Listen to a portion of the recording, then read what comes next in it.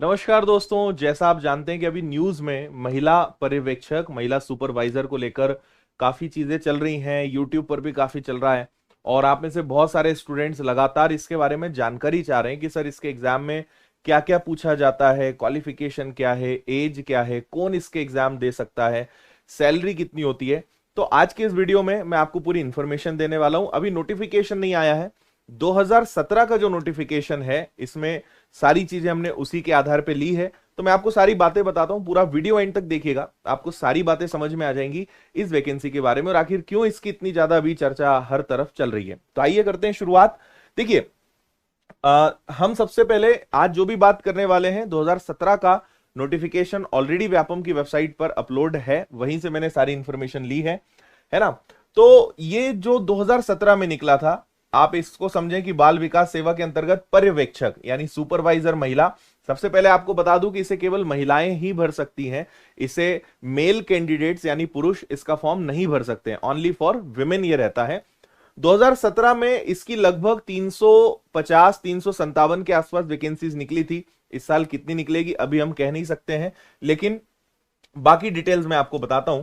तो देखिए, अगर सबसे पहले बात करें कि इसकी सैलरी कितनी होती है, तो यहां पे आप देख सकते हैं 5200 से 20200 प्लस 2400 का ग्रेड पे होता है। मतलब अगर मोटा मोटा देखा जाए तो लगभग 20,000 से 25,000 के आसपास आप एक्सपेक्ट कर सकते हैं कि इतनी सैलरी यहां पर इसमें मिलती होगी, है ना। न्यूनतम शैक्षणिक योग्यता यानी मिनिमम इसके लिए क्या क्वालिफिकेशन होनी चाहिए, तो वो है आपका सिर्फ और सिर्फ ग्रेजुएशन। अगर आपका ग्रेजुएशन कंप्लीट है किसी भी विषय से तो आप इसका एग्जाम दे सकते हैं, यानी महिलाएं या गर्ल्स इसका एग्जाम जो है दे सकती हैं। आप हमारे साथ इसको कैसे पढ़ सकते हैं, कैसे हम इसकी तैयारी कराने वाले हैं, वो भी मैं आपको बताऊंगा। और बहुत कम फीस में हम इसका बैच भी स्टार्ट करने जा रहे हैं, उसकी जानकारी भी मैं आपको लास्ट में देने वाला हूं। तो ग्रेजुएशन इसमें होना चाहिए, यहां पे आप क्लियर पढ़ सकते हैं। पुरुष अभ्यर्थी पात्र नहीं है। आगे बढ़ते हैं। अगर आप पहले से जैसे जो कार्यकर्ता हैं, कार्यकर्ता पद पर जो काम कर रहे हैं, जैसे यहां पे आप देखेंगे कार्यरत संविदा पर्यवेक्षक का उक्त परीक्षा में भाग लेने पर प्रत्येक कार्यवर्ष पूर्ण करने पर 4 अंक हैं। अगर आपके मान लीजिए 5 वर्ष हो गए तो 20 अंक आपको अतिरिक्त मिलेंगे।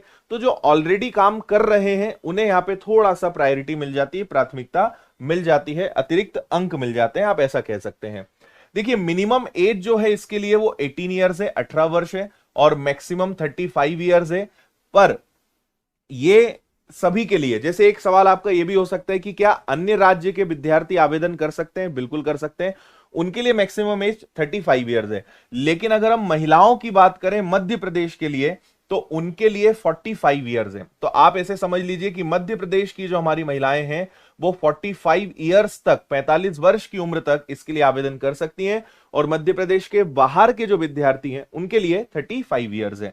बाकी आप यहां पे सारी चीजें देख सकते हैं, वीडियो को रोककर पढ़ सकते हैं।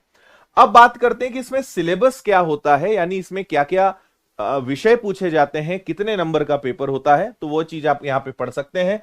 4 विषय इसमें होते हैं: पोषण एवं स्वास्थ्य, सामान्य ज्ञान, तर्क शक्ति, प्रबंधकीय गुण, शिशु की प्रारंभिक देखभाल एवं शिक्षा। और यहां आप देख सकते हैं इतने यहां के अंक हैं। टोटल जो पेपर है वो कितने नंबर का होगा?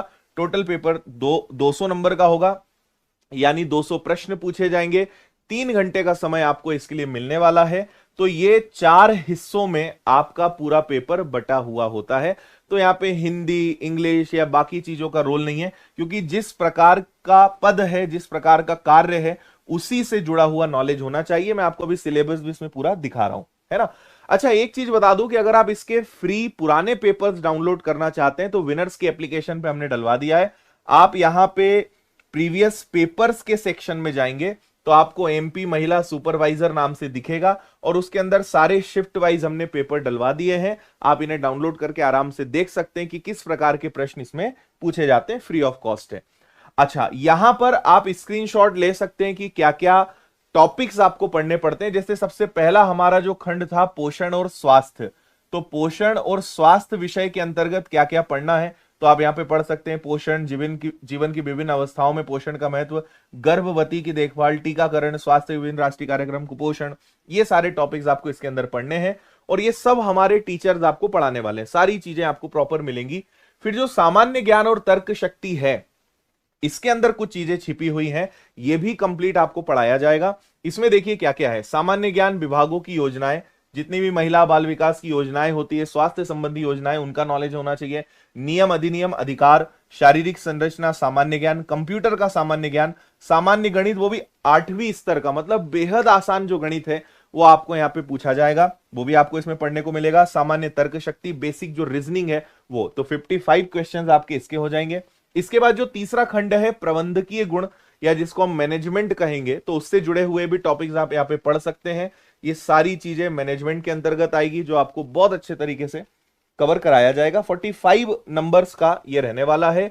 एंड लास्ट है शिशु की प्रारंभिक देखभाल एवं शिक्षा, तो बाल विकास का परिचय, शाला के पूर्व शिक्षा का परिचय, विशेष आवश्यकता वाले बच्चे, बाल देखभाल संरक्षण, ये सारी चीजें आपकी रहने वाली है। तो सारी चीजें प्रॉपर यहाँ पे मेंशन्ड है। मुझे उम्मीद है कि आपको बातें क्लियर हो गई होंगी। एज मैंने आपको बताया, क्वालिफिकेशन बताया, क्या पढ़ना है वो आपको मैंने बताया, है ना। सिर्फ महिलाएं आवेदन कर सकती हैं, मध्य प्रदेश के बाहर के विद्यार्थी भी आवेदन कर सकते हैं, लेकिन उन्हें रिजर्वेशन नहीं मिलेगा। मैक्सिमम एज उनके लिए 35 ईयर्स रहेंगी। तो ये कुछ आपके कॉमन क्वेश्चंस थे। अब आपने हमारे ऊपर काफी सारे विद्यार्थियों ने इस चीज को लेकर प्रेशर बनाया कि सर आप इसको कब शुरू कर रहे हैं, क्योंकि जब भी हम क्लास लेते हैं तो कहीं ना कहीं सर इसके बारे में बता दो,